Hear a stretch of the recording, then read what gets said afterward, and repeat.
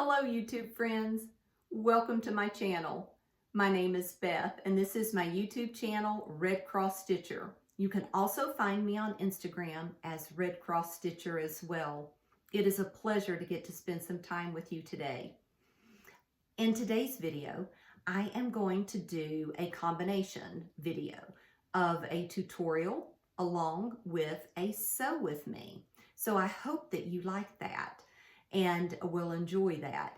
If you do, would you please subscribe to my channel, like and share and do all the things that we do here on YouTube of my video? I would appreciate that very much. It will also let me know if you enjoy these types of tutorials. So we're just going to go ahead and jump right in and get started. So pull up a chair here in my studio and let's get started. So I'll give you the cutting instructions of what you'll need, and I will also put all of that in the show notes below so you'll have that. But let's see what we're going to need. Well, first of all, let me even show you what we're making. I'm getting ahead of myself. We're going to be making a crochet hook case. It is bound with binding like you do a quilt. It has a simple tie. I am actually using a tie that I get, I don't know if you can see that, that I get off my fabric bundles. You can use ribbon or whatever you want. And it is quilted. It has a flap to hold in your crochet hooks, a pocket that is divided so you can put all of your hooks or needles in. So something very simple and easy, but this is what we're going to be making today. So let's just go ahead, jump right in, and let's start. So I've already cut my pieces and I'm ready to go. But again, I will put the information in the show notes below. You will need your basic sewing supplies, your sewing machine, needle, thread, ruler, self-healing mat, rotary cutter, pins, clips, those sorts of things. And you may want, optional, some basting spray to be able to tack down your batting or whatever you're using. But other than that, it's just your material and some ribbon and interfacing. So we're going to start. You're going to need two pieces that are 4 by 9.5 inches. You're going to need two pieces, and mine are the same here that I'm using for. This will be our pocket, and this will be the body of the case. These are going to be 9 by 9.5. You're going to need two of those. Use whatever fabric you have. You're going to need a piece of batting, fusible fleece, quilt batting, whatever you've got. I am using single-sided fusible fleece, so it's bumpy on one side and soft on the other. One piece 9 by 9.5. You're going to need one piece that is 4 by 9.5. You're going to need some binding because we're going to bind that like a quilt. You may be able to get by with one strip of 2.5 inch by width of fabric, which is typically about 42 inches that you'll get. That cuts it really close for me, and I'd rather have extra than not enough. So you'll need a little bit more just on the side that you might mess up, or maybe your bolt of fabric wasn't 42 inches. But cut two strips. Go ahead and join those together.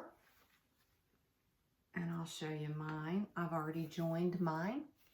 Just a straight seam. Press that open, that seam open. And then I took the fabric, folded it wrong sides together, and pressed. And I apologize, you may see the ring light in my glasses. I originally videoed with contacts, and so again, this is, I had problems with my microphone. So this is an additional video. But go ahead and press that lengthwise wrong sides together to go ahead and create your binding. You will be able to use this for your binding for your pocket as well. I actually have a separate piece, but that was, if you're doing 2 strips, plenty long enough. And then you're going again to, if you want to use a different fabric for your binding for the pocket, go ahead and cut that, 2.5 by 9.5. You will need a ribbon, twill tape, whatever that you've got. Mine is about 24 inches long, and this is what I'll use to secure mine. You will also need some sort of marking tool. I am using the friction pin. Just note, this does go away with a hot iron, but it does come back sometimes if it's below freezing, or it has come back. I have heard people say that they have found that to come back on lighter fabric, or depending on the color you use. So just, you might want to use a water soluble pen or a Hera marker or some other tool to mark your fabric. So that's what we're going to need. We're going to go ahead and get started. Again, I'm not sure if I mentioned this. I don't edit my videos, so I will tip the camera down so you can see. You're not going to be able to see everything up close. I will do my best to hold that up to the video so you can see. I'm also going to teach this as if a beginner sewist was watching. So for those of you who have been sewing for a while, just sit and enjoy that maybe repetitive pieces that I keep saying. I'm doing that again for a beginner sewist. If you hear some noise, that may be my iron. I'm getting ready to turn it back on. It kicks off, and it may make a little noise as it kicks back on. But we're going to go ahead and get started. I'm going to tip you down and start with the first things that we're going to do first. All right. So I have a mat here that I'm using. It's a mat by June Taylor. One side is a ironing board. The other side is a cutting mat. So I'm going to be using this. I'm going to set aside my binding strips and my ribbon. And what we're going to do first is adhere our interfacing to our fabric. And I just like to adhere it to the same part. So figure out which piece is going to be your outer and your inside fabric. And I'm going to do it to my outer fabric. So right side down, I'm going to get my interfacing, my fusible fleece. This does come double-sided. If you get double-sided, you will need to make sure you put your lining fabric on top before you iron that, because it will get all over your fabric. And even though mine is only single side, I'm going to go ahead. This is where I said you may want to use the 505 spray. You can spray it on the piece that is not adhered to, but I am not, I'm not going to worry about that. It's a small piece. I just want to make sure my interfacing is not showing. And I've just lined my lining on the back side. Again, all pretty sides out.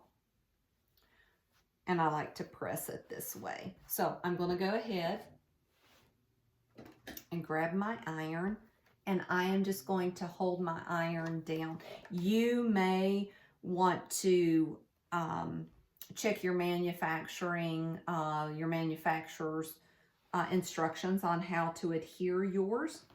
Mine is just with a hot iron. And you don't want to scorch it. You are wanting to heat that glue up. That bumpy side is glue. And so it's just heating up.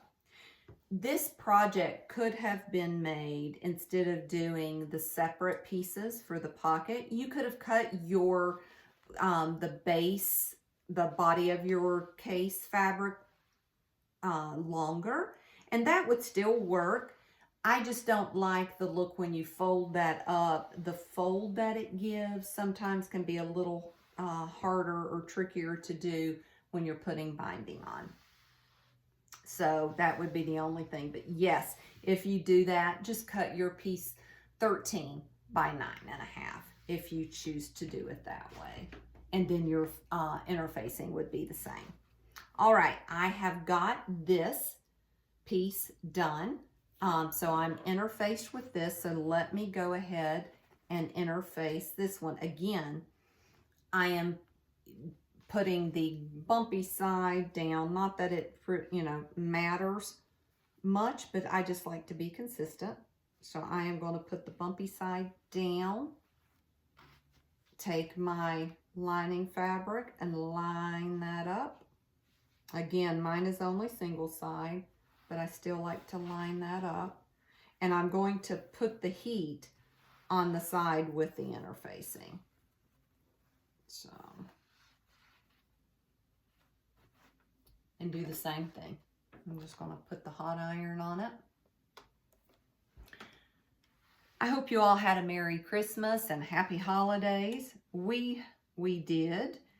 We actually celebrated Christmas with our children and their spouses and grandchildren on Wednesday, so it made it nice. It was like an extended or elongated Christmas, and that was great. After Christmas, you still had still had that to look forward to. And we're big game players, so we love to play games, and we found a few new ones that we played this year. And we just had a really good time.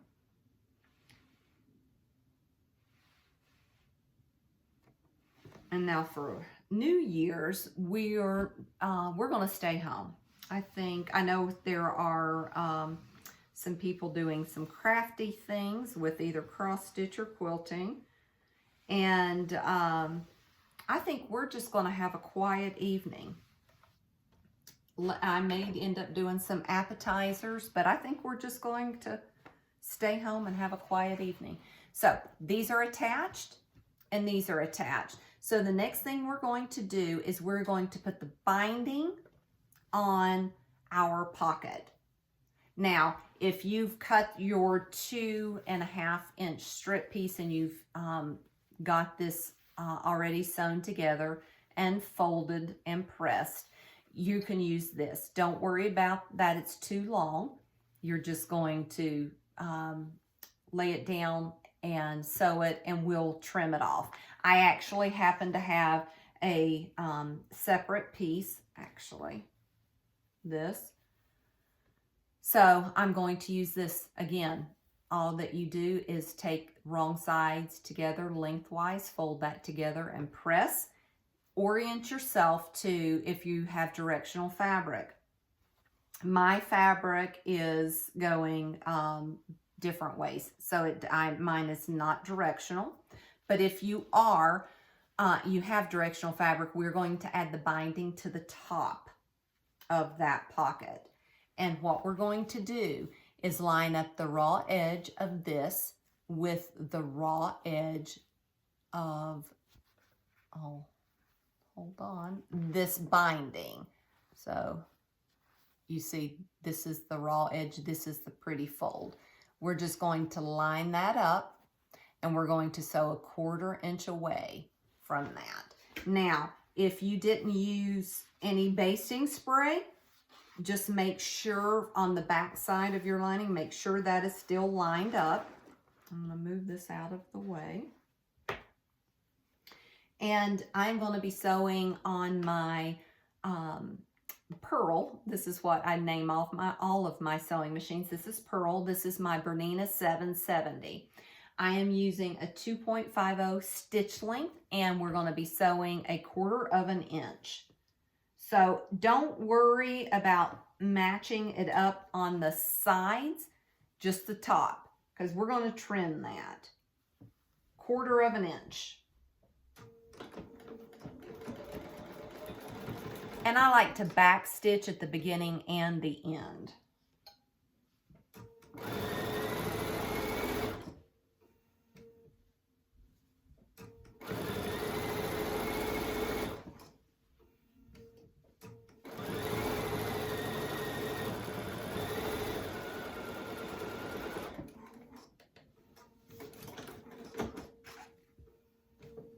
All right, I have that attached. Did 1/4 of an inch. Now I'm going to press this, and we're going to press, and then we're going to remove this in view. And now I'm just going to roll this back.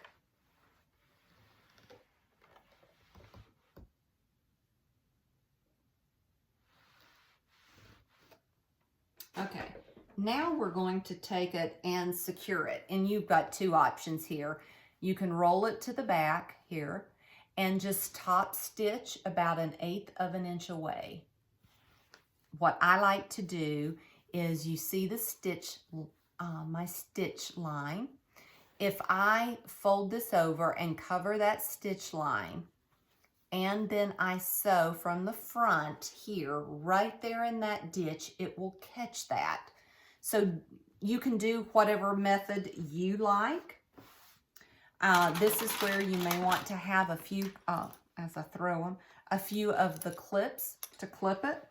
So I'm just going to fold that over, making sure that I have that seam line covered. Because if I have that seam line covered, it will catch it from the front as I stitch.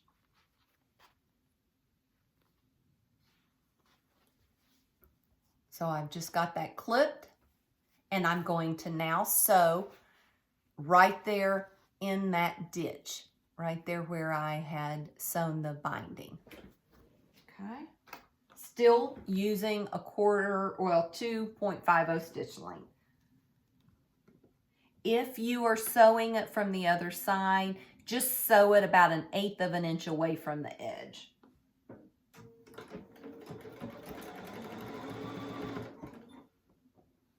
And my thread just came unthreaded, so let me rethread that. Also, whenever you're, let me tip you up so you can see what I'm talking about. If you ever have to rethread your machine, don't pull your thread up this way. Take it and pull it from the needle out, or mine actually broke here. If you pull it up this way, it can break your tension lever. So I'm just going to rethread this.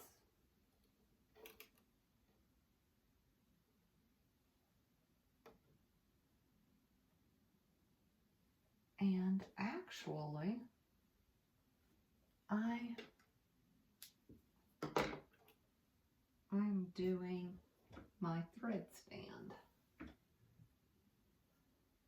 I'm not using the spool. I have a thread stand that I'm using. I thought that was not the right color, so I'm glad I checked. Okay, I just rethreaded my machine, but I did want to tell you, always pull from the top. Okay, I'm going to tip you back down, and I will start again.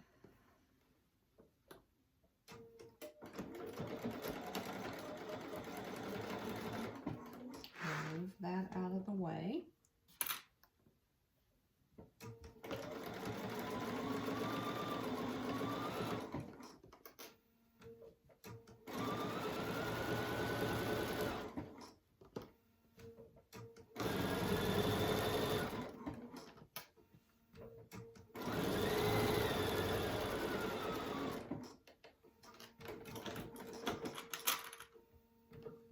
All right, so we've sewn this,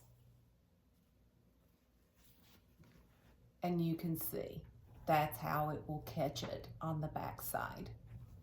So I am now going to trim mine up because my piece of binding was larger, and that's fine. Now we're just going to trim off those edges so we can make that nice and flush. So I'm going to use my rotary cutter and my ruler, and I'm literally just trimming whatever piece that I had. Again, if you didn't cut a separate piece, which is fine, you will just have a longer piece that you're cutting off that you're going to be using for your binding. So that has been cut off.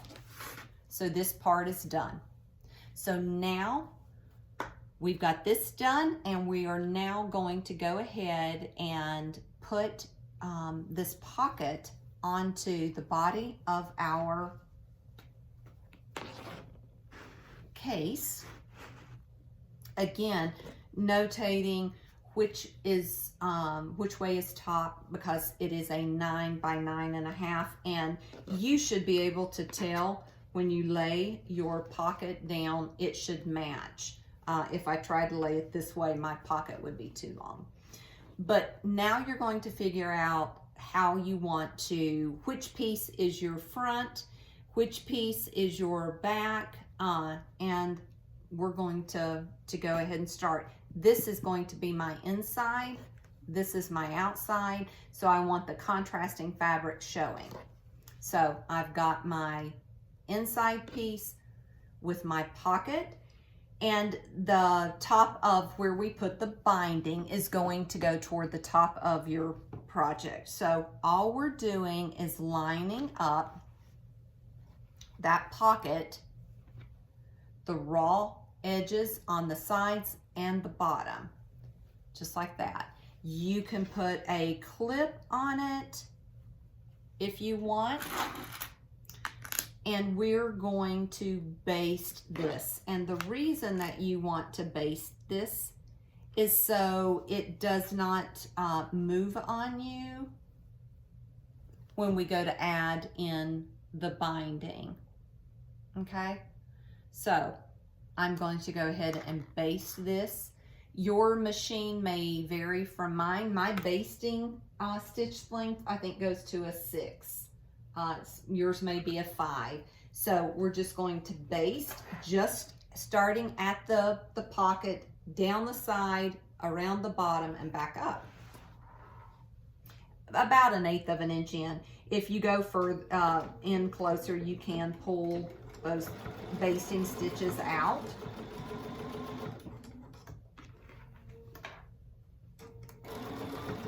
But I am doing about 1/8 of an inch in.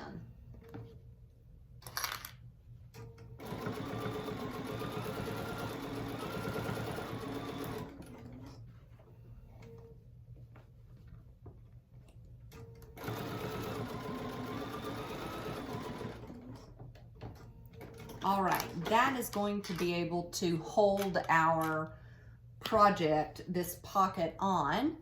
That's all I've done, is I just basted it. See that longer stitch? I just basted that. So now what we're going to do is quilt. You can quilt this however you want, but because I am doing it here with you all, I am just going to do some straight lines.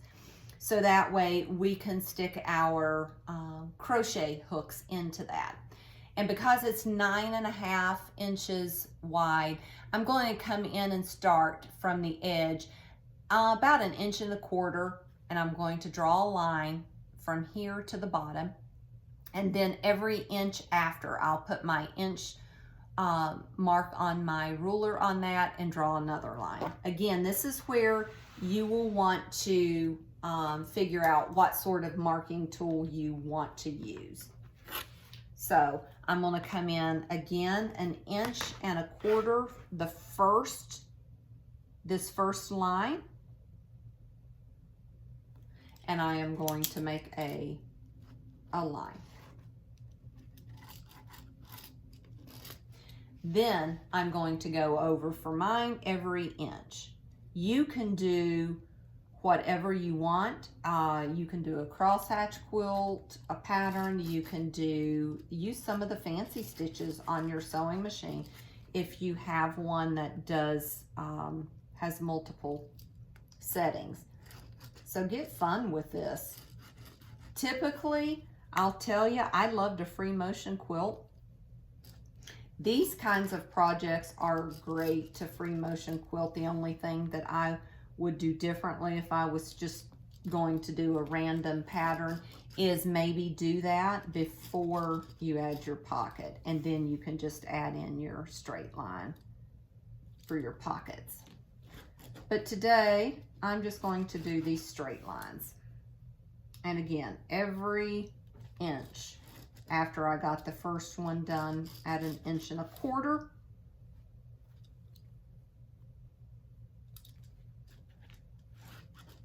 And just again, a reminder, this could or could not come back. It will remove with heat, but I am not going to be worried about it for this project. Oh, let me move that out of the way. So, and I can already tell my first line. Okay, when I did my first line, it got a little wonky. So I am actually, again, the good thing about this, you touch your iron to it, and that is, it will remove. My iron's turned off again.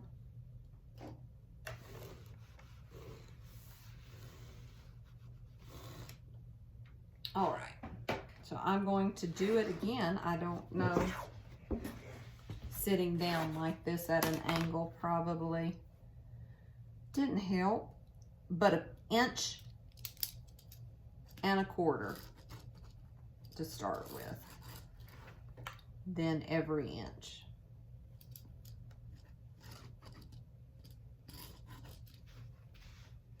And as we quilt, you can use your walking foot if you have one. It would be a good time to use that. If you've got your walking foot, go ahead and put your walking foot on. My machine has a built-in walking foot. I know that you can get a separate one for my type of machine, my model. I just don't have one. But it will help keep everything, because this is a mini, look at it as a mini quilt. You've got your quilt batting and your front and back to it. So, okay, I've redone my lines. Now I'm going to start at the top, back stitch, go down. When I hit the top of this pocket, I'm going to back stitch over this several times, because this is where we're going to be putting the crochet hooks in, and then back stitching at the bottom. So I'm going to do all of these. You won't be able to hear me over my sewing machine, so I'm going to go ahead and sew. What I will tell you is I would increase your stitch length here to about a 3.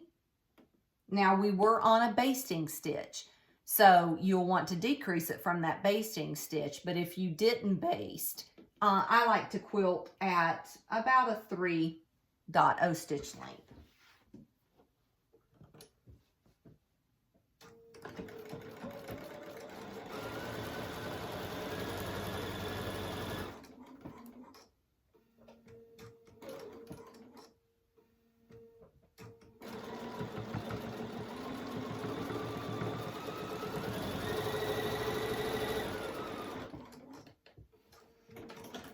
Okay, I've got my first line. I'll show you before I go on.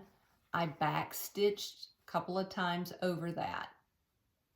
So I'm going to continue on. And if you did not use the basting spray, just note this is not, this one piece is not completely attached. Just be careful that you don't flip it up as you're doing it.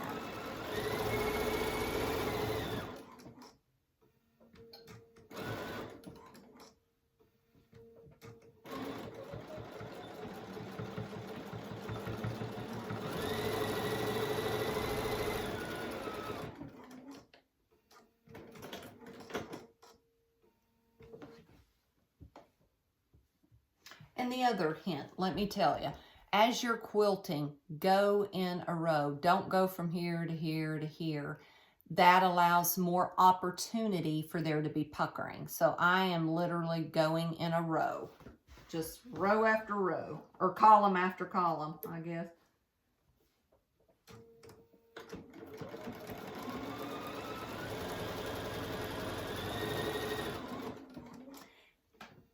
And I do have my walking foot on with the gauge, so you'll see me slow up because it wants to get caught under that pillow. Or pillow, I've said that before, pocket. It feels like a pillow.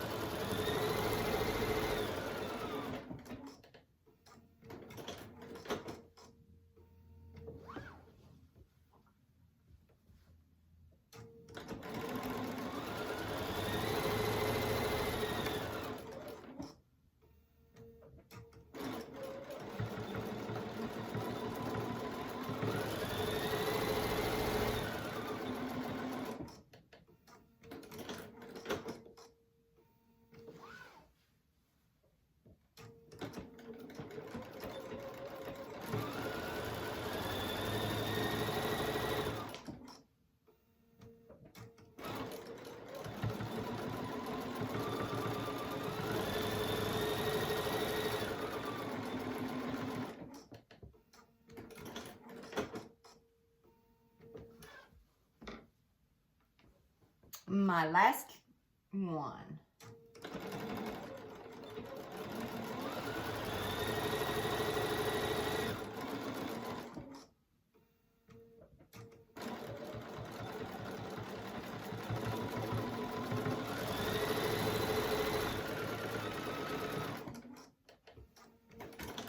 Okay, I'm going to flip my board back over.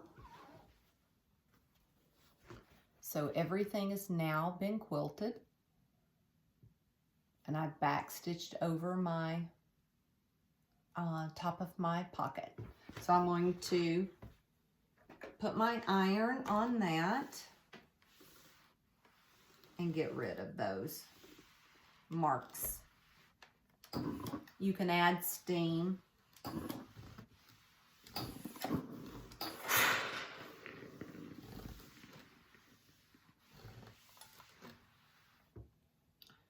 Let me know in the comments if there's anything in particular you would like a tutorial on. But I do want to also do one for the knitting needles. I also knit, and I want to show you that as well. All right, now we have this attached, quilted. Now we're ready to bind it.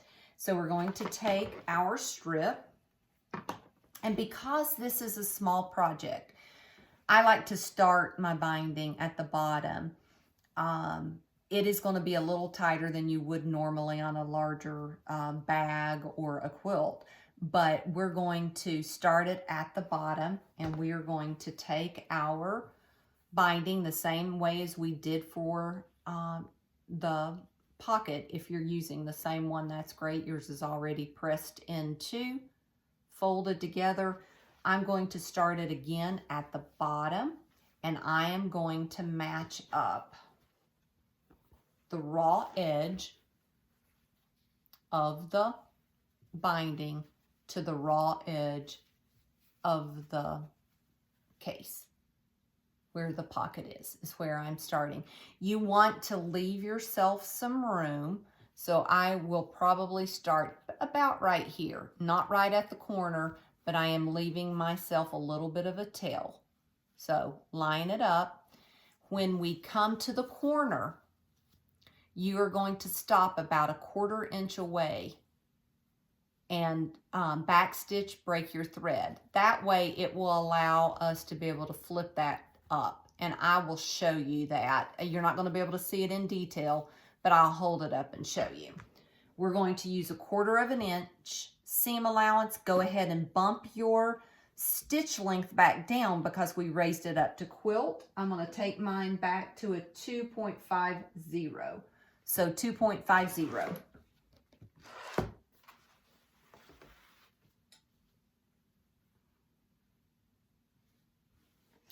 If you want, use your clips if you don't feel comfortable just holding your binding to attach it. And I like to stop and start with a back stitch.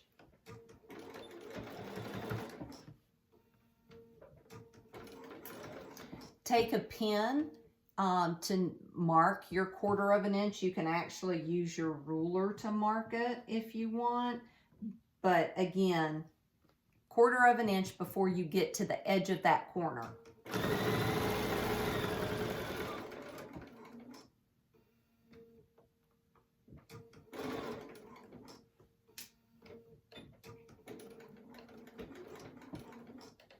And back stitch, break your thread, cut your thread. So that's what you will do. See, I didn't go all the way to the edge. And when you do your binding, it's going to be a little hard to do it this way to show you. But the reason that we do the 1/4 of an inch away, when you raise this up to make your mitered corner,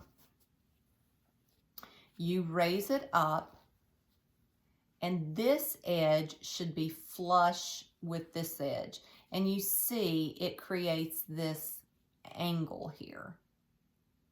Then we're going to fold that back down on itself and make that flush with the top. And that is what is going to create your miter corner.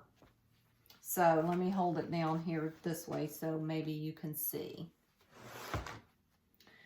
You're going to leave the 1/4 of an inch away from the corner, back stitch, cut your thread, raise up your binding. You can finger press that, let me hold it up that way.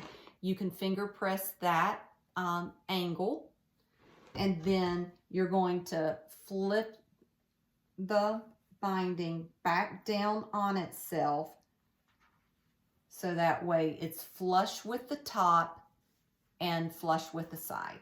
And we're going to continue on.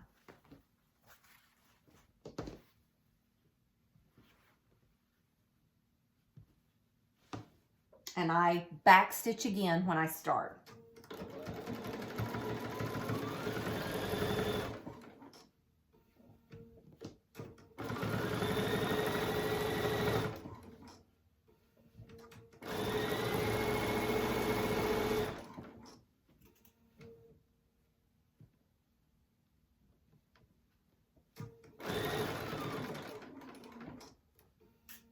Again, I'm a 1/4 inch away, back stitch.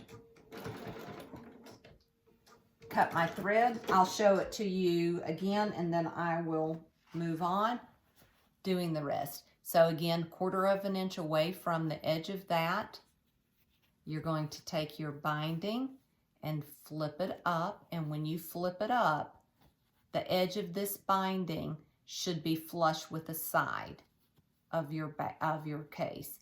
Then you're going to fold that back down on itself, and then this top piece should be flush, and you've created a pretty angle. So let me lay it down here one more time to show you. See if I can raise this up. So we're going to flip it back, create this angle, flip it back down on itself to where this is flush with the top and the sides are flush. Now I'm going to continue all the way around, and I'll meet you back here, even though I'm not stopping the video, but talking when I'm done.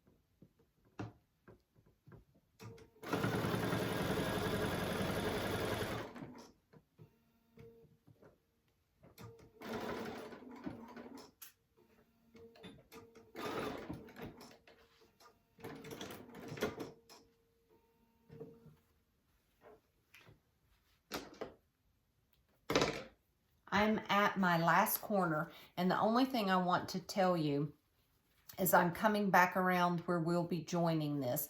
When I miter the corner and come down, I'm only going to stitch a little bit to give me some room. You don't want this so tight of stitching that you're not able to join your strip. You can always rip out, but I'm only going to just barely stitch that.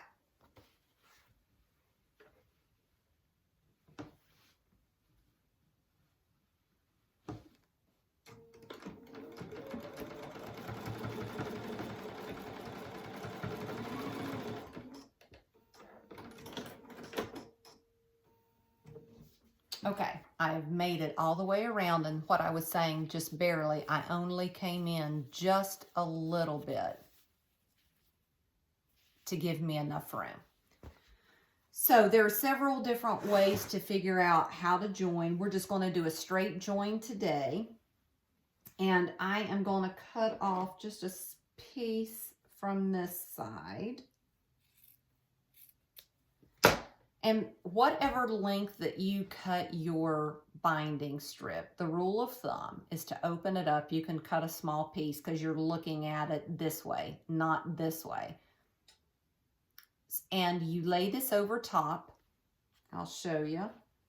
So you have your strip, binding strip here. You can lay this one over top, and the rule of thumb is you open your binding strip up as wide as that is. Again, we're not looking at it lengthwise, we're looking at it the width across. And where the beginning of this is, you lay it on that.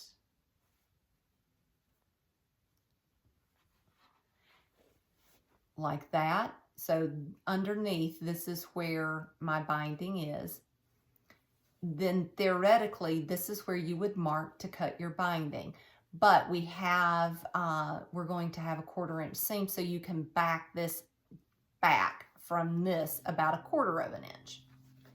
And again, you can mark it with a tool. You can just go ahead and cut it. I am going to just fold mine over like that and just stick my scissors in and cut. So I've got mine cut. And to me, the easiest way to tell somebody is to play around with this. So open it up. You do not want to twist as you open it. It's like that, and you're just literally opening each up. And we're going to do a straight seam binding. We're not mitering the binding. You can collapse this, but again, we're just opening these up without twisting. And here's what I would say. If you're new to binding, pin it and test it before you sew it. And how I mean is open it up and you're meeting the raw edge together. If you feel like you didn't leave yourself enough space, pick out a few stitches. And it's a little more difficult when you've got a smaller piece. And just pin where your raw edges are together, and open it up. Now, I pinned this a little loose, and you can see how it flops. That's what I'm saying. You will know if your piece is too long or too short. That's why you would rather leave a little bit extra length, because you can take a bigger seam allowance. But don't just go ahead and start cutting and sewing, and it may be too tight or it may be too loose. So I typically eyeball mine, but I just want to give you all some options on how to do it if you're not sure. So when you put that in, it should lay nice and flush. And then when that is, then we'll finish attaching it. but I'm going to sew my binding. And again, you can fold your piece in where I had that pinned 1/4 inch seam allowance back stitching at the beginning and the end. Just make sure everything stays lined up.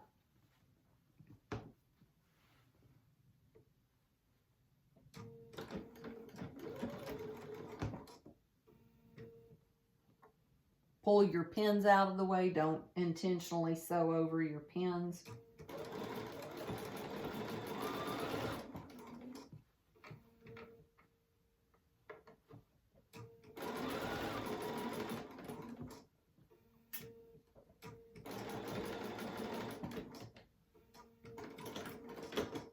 And we'll trim off the excess. So there is my binding. I am going to trim off the excess here. So trim it to about 1/4 inch away. You can just use your scissors. And finger press. You can iron it, but we're just going to finger press this open.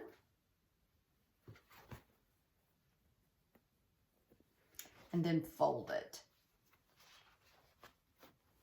So now I'm going to finish sewing where I'm going to stitch a few stitches where I had left off and over where I had begun. Again, 1/4 inch. Here's my thing. My thread just broke again, or came unthreaded.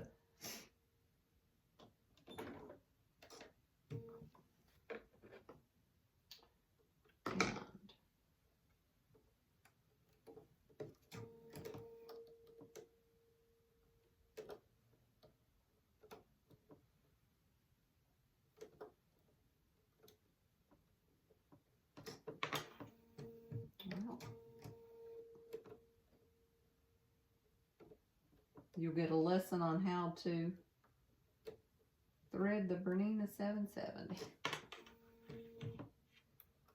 All right. I have it. And I'll start again. And that didn't sound right. And sometimes on my Bernina, you get the gears of death with this. And it doesn't,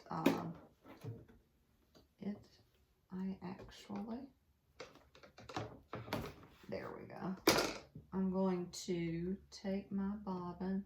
I had a thread, it looks like, but I'm going to, just to make sure, I may have a thread in my bobbin that's not right. So I may have to actually play around with this. And I am going to re-thread it. Again, I cut my thread at the top and pull it from the top. But I'm going to re-thread. And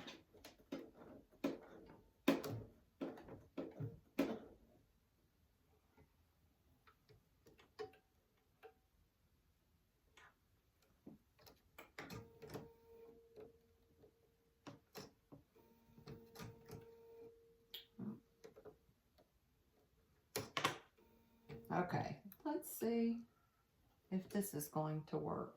Seeing how I've done everything a couple of times, it may need to be oiled.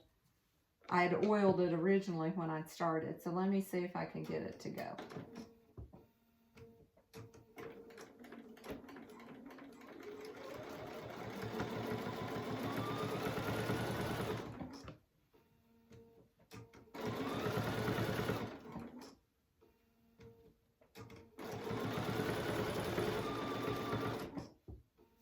All right,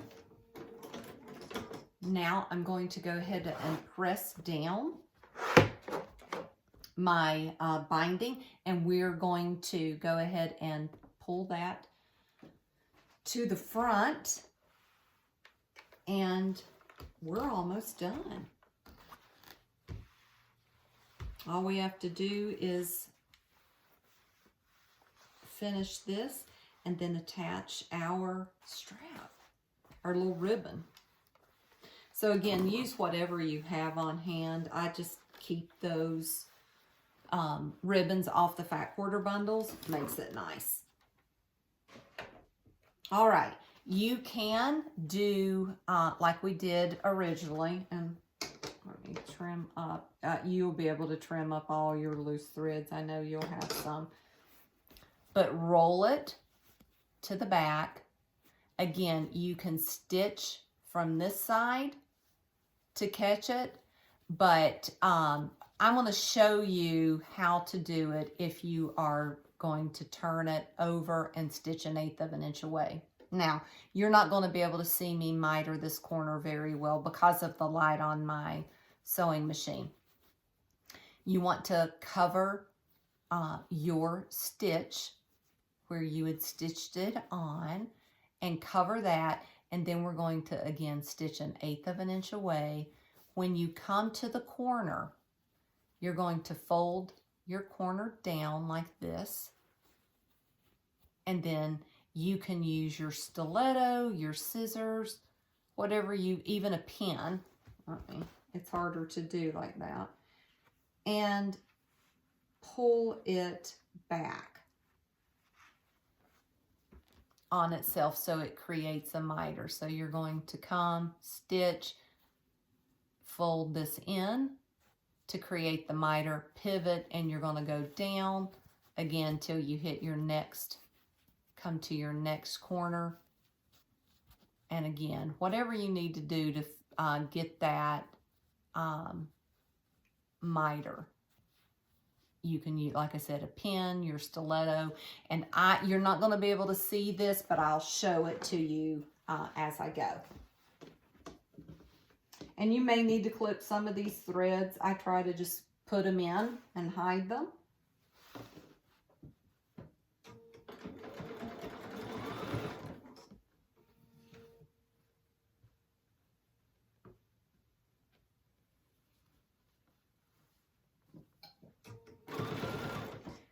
And if clips or pins would help you, do that. Most definitely do that. So again, I'm coming to the corner and I'm pushing that from this side down, and then I'm folding the top down, and I will show you to make the miter.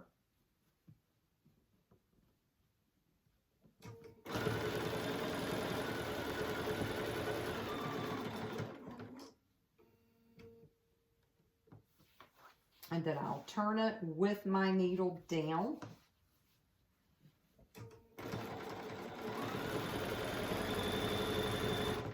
I'm going to move this out of the way a little bit and continue on. Again, I'm already pinching, or not pinching, pushing this side up and pulling it down. You can put a clip on it, however, whatever makes it easier for you.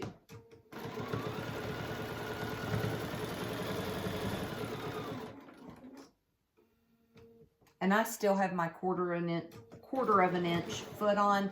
You may want to put a different foot on, because all you're doing again is coming about 1/8 of an inch away. And you can do the method that I did, that is my preferred method, where I roll it to the back or the opposite side, but stitch from the front.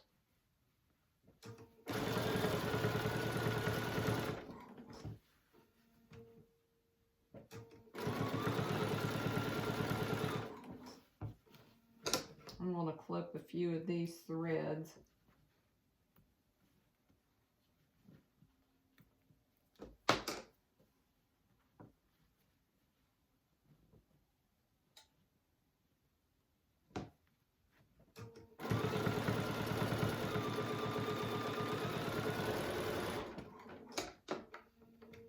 I'm curious, have you ever sewn your finger? I've not, thank the Lord. But I know people that have done that. And so have you ever done that?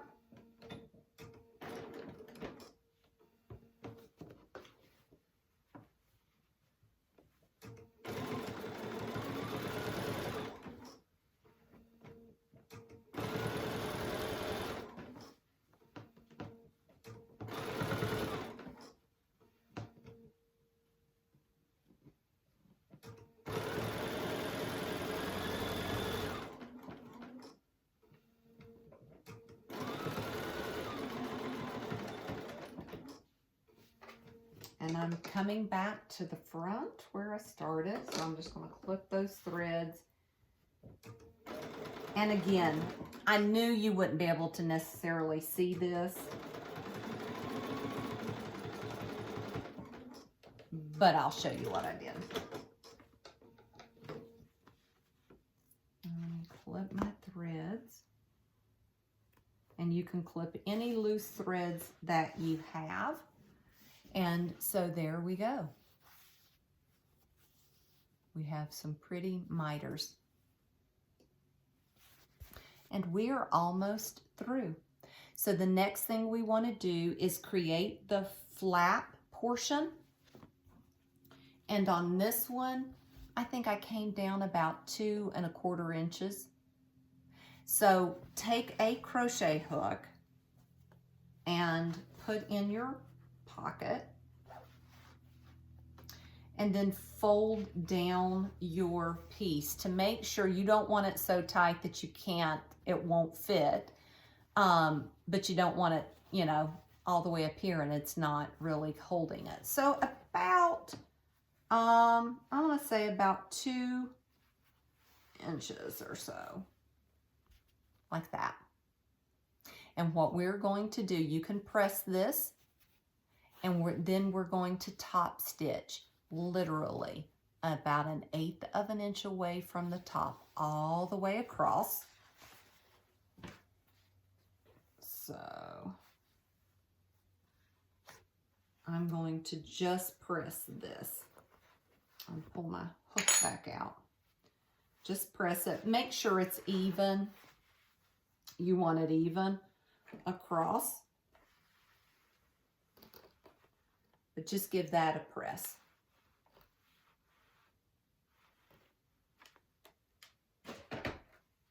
And you can most definitely measure that. I'm going to eyeball that. Again, just sewing 1/4 of an inch, not a quarter, about 1/8 of an inch away from the very top across.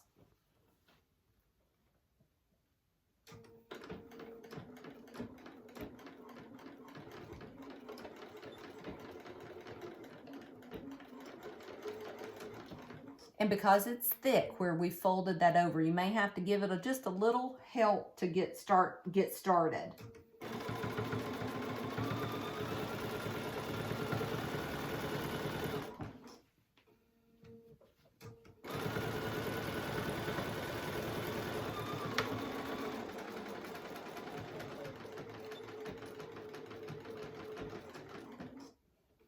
Again, I backstitched at the beginning and the end. I'll trim my threads off. And we just have one more piece and we're done. So now we've created that flap. Just like that. So now the next thing that we're going to do, is put our ribbon on, or our whatever piece that we're using to secure and tie. We are going to put it on the right side. And I put mine almost right there where the pocket is. You will fold whatever you're using in half. So I folded it in half, just like that. And just give it a finger press so you know where that's at. If you are using a directional ribbon, and I am, because mine is looks like a tape measure, I want the top to be toward the top of the pocket. The top of the case. So I am now going to I've got my little finger press there, so I know where my crease is, and I'm just going to put that again on the right side, very close to where that pocket is. Just like that. Now we're not sewing the flap, just put it on like that. And we're going to sew right where we sewed the binding, and you just go back and forth a couple of times.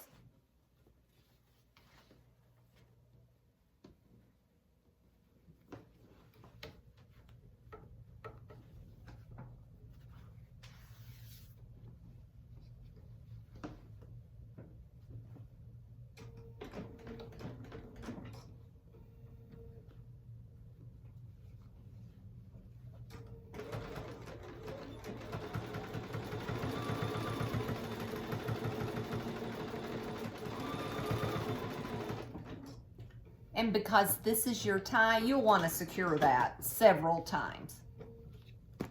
Trim my threads.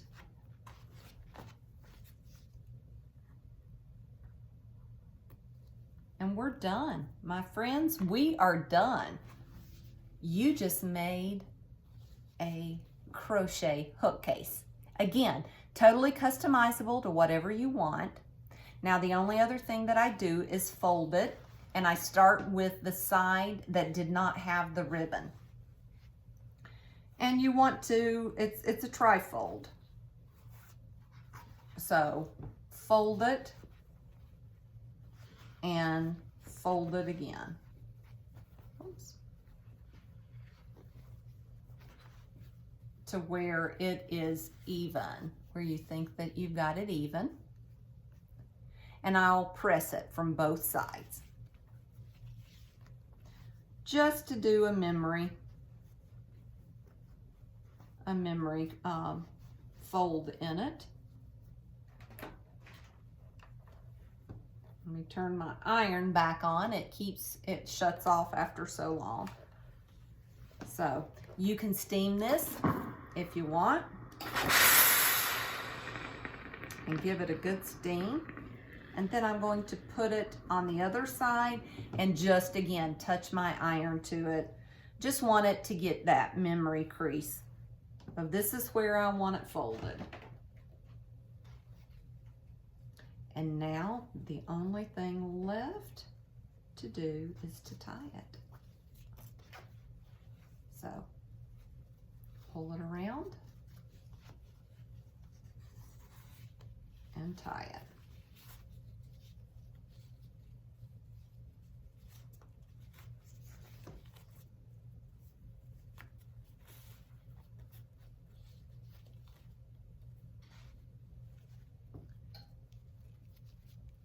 And there you have it.